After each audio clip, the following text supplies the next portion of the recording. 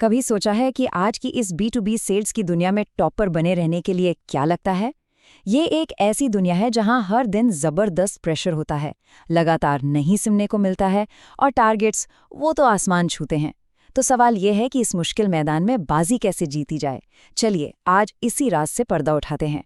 जरा इस नंबर पर गौर कीजिए, 34.7%। ये सिर्फ एक आंकड़ा नहीं बल्कि एक चेतावनी है। इसका मतलब है कि सेल्स की दुनिया में हर साल 3 में से 1 से ज्यादा प्रोफेशनल अपनी नौकरी छोड़ देता है। ये दिखाता है कि इस फील्ड में प्रेशर और चुनौतियां कितनी ज्यादा हैं। और अब ये आंकड़ा देखिए, ये और भी चौंकाने वाला है।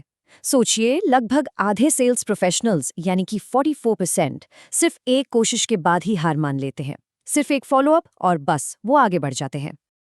अब इसी पहेली का दूसरा पहलू देखिए।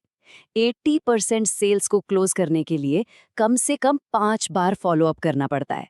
तो एक तरफ लगभग आधे लोग पहली ही रुकावट पर रुक जाते हैं, जबकि असली कामयाबी वो तो 5वीं कोशिश के बाद इंतजार कर रही होती है। ये दिखाता है कि कोशिश और कामयाबी के बीच कितना बड़ा फासला है। तो फिर कामयाबी का राज क्या है? ये सिर्फ जी तोड़ मेहनत करने के बारे में नहीं है। इस माहौल में टिके रहने और आगे बढ़ने के लिए सेल्स प्रोफेशनल्स को 3 अलग-अलग लेकिन एक दूसरे से गहराई से जुड़े हुए खेलों में माहिर होना पड़ता है। चलिए इन्हें एक-एक करके समझते हैं।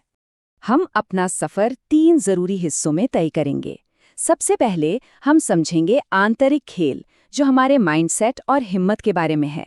फिर हम उतरेंगे बाहरी खेल में, जहां हम काम करने के सही तरीकों पर फोकस करेंगे। इसके बाद हम देखेंगे टीम का खेल, जो कि तालमेल और सहयोग के बारे में है।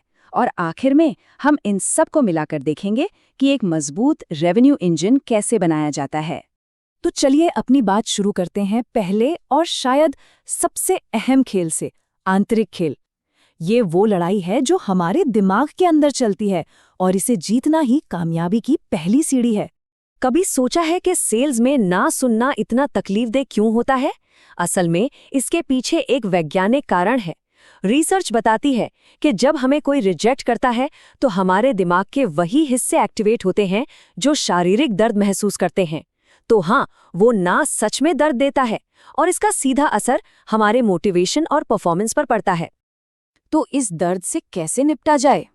जवाब है सेल्स रेजिलियंस, यानी सेल्स में लचीलापन। ये एक तरह की सुपर पावर है जो मुश्किलों में भी पॉजिटिव रहने, रिजेक्शन से सीखने और अपने लक्ष्यों की तरफ बढ़ते रहने में मदद करती है। और जब ये आंतरिक खेल कमजोर पड़ जाता है तो नतीजा होता है बर्नआउट। ये आंकड़े साफ साफ बता रहे हैं। 2/3 सेल्स प्रोफेशनल्स बर्नआउट के बहुत करीब महसूस करते हैं और आधे से ज्यादा अपने काम के बोझ तले दबे हुए हैं। ये एक ऐसी समस्या है जिसे नजरअंदाज नहीं किया जा सकता।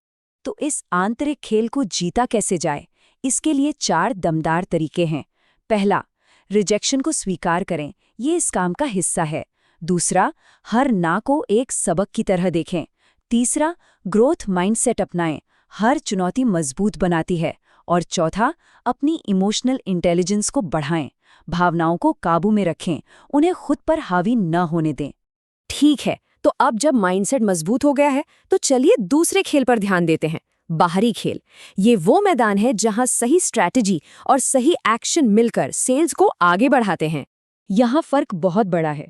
बस चेक कर रहा हूं जैसे आम फॉलोअप अक्सर नजरअंदाज हो जाते हैं, लेकिन वैल्यू ड्रिवन फॉलोअप जैसे कोई काम की केस स्टडी भेजना या कोई नई इंसाइट देना, ये ध्यान खींचते हैं और बातचीत को जिंदा रखते हैं। याद रखिए, सिर्फ पीछे नहीं पड़ना है, वैल्यू देनी है। कामयाबी कोई तुक्का नहीं है, ये एक तय प्रोसेस से मिलती है। ये फॉलोअप का तरीका इसका एक बेहतरीन उदाहरण है। ये पक्का करता है कि कोई भी लीड हाथ से न जाए। इसमें अलग अलग चैनलों का इस्तेमाल करके लगातार वैल्यू दी जाती है। इस प्रोसेस को लगातार मिलने वाली कामयाबी में कैसे बदलें? इसका जवाब है सेल्स प्लेबुक। इसे अपनी टीम के लिए एक अल्टीमेट गाइड की तरह समझिए, जिसमें हर तरह की सेलिंग सिचुएशन से निपटने के लिए बेस्ट तरीके और स्ट्रैटेजीज लिखी होती हैं। एक अच्छी प्लेबुक में आखिर होता क्या है? इसकी शुरुआत होती है अपने आइडियल कस्टमर को पहचानने से। फिर इसमें सेल्स प्रोसेस, सही मैसेजिंग और ऑब्जेक्शन हैंडल करने की तकनीकें बताई जाती हैं। और आखिर में ये कामयाबी को मापने के लिए ज़रूरी मैट्रिक्स भी तय करती है। अब अपने फोकस को एक इंसान और प्रोसेस से आगे बढ़ाकर पूरे संगठन के लेवल पर ले जाते हैं। ये है टीम का खेल, और यहाँ तालमेल ही सब कुछ है। ये एक ऐसी कहानी है जो कई कंपनियों में दोहराई जाती है। जब सेल्स और मार्केटिंग के बीच तालमेल नहीं होता तो ब्लेम गेम शुरू हो जाता है। सेल्स टीम कहती है कि लीड्स खराब हैं, मार्केटिंग टीम कहती है कि सेल्स वाले फॉलो अप ही नहीं करते, और इस सब के बीच नुकसान बिजनेस का होता है। और इस तालमेल की कमी के संकेत हर तरफ दिखाई देते हैं।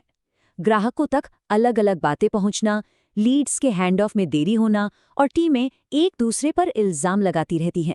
नतीजा, हाथ आए मौके गवा देना और रेवेन्यू का नुकसान। और ये रहा सबूत।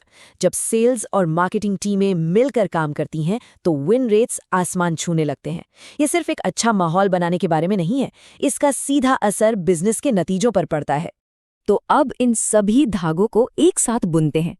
जब आप आंतरिक, बाहरी और टीम गेम तीनों में महारत हासिल कर लेते हैं तो आप सिर्फ डील क्लोज नहीं कर रहे होते, आप एक ऐसा रेवेन्यू इंजन बना रहे होते हैं जो लगातार चलता रहे। तो खास बातें क्या हैं? आंतरिक खेल जीतने के लिए मनोवैज्ञानिक मजबूती बनाएं। बाहरी खेल जीतने के लिए एक स्ट्रक्चर्ड और वैल्यू ड्रिवन प्रोसेस पर चलें। और टीम गेम जीतने के लिए डिपार्टमेंट्स के बीच जबरदस्त तालमेल बनाएं। आखिर में असली कामयाबी इनमें से किसी एक एरिया में एक्सपर्ट बनने से नहीं मिलती। ये एक ऐसा सिस्टम बनाने के बारे में है जहां माइंडसेट, प्रोसेस और टीम वर्क तीनों एक साथ एक लय में काम करते हैं। तो मैं आपको इस आखिरी सवाल के साथ छोड़े जाता हूं। अपनी दुनिया में, चाहे वो पर्सनल करियर हो या फिर आपकी कंपनी, इन तीनों में से किस खेल पर सबसे ज्यादा ध्यान देने की जरूरत है?